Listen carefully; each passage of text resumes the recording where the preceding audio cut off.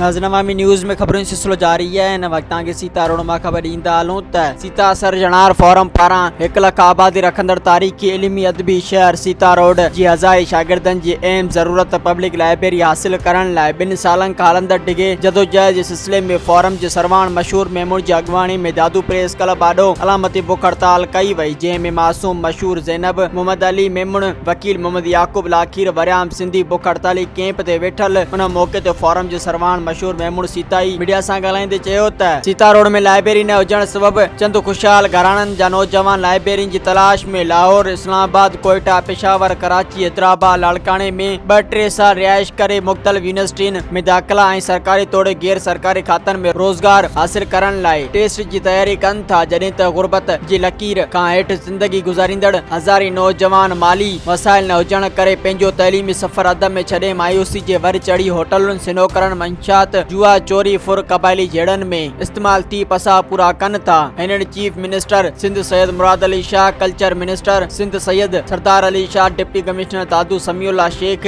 MP Abdul अज़ीज़ जुनेजे खां मुतालबो कयो आहे त सैतारोड जी लाइब्रेरी खे जल्द सरकारी दर्जो ॾेई सखावत खाते हवाले करे खोली वञे त जीअं हज़ारें शागिर्द फैज़याब थी सिंध संवारण लाइ बेहतर किरदार अदा करे सघनि। मज़ीद खबरों और तफसीलात के लिए विजिट करें हमारी वेबसाइट www.awamiNewsHD.com।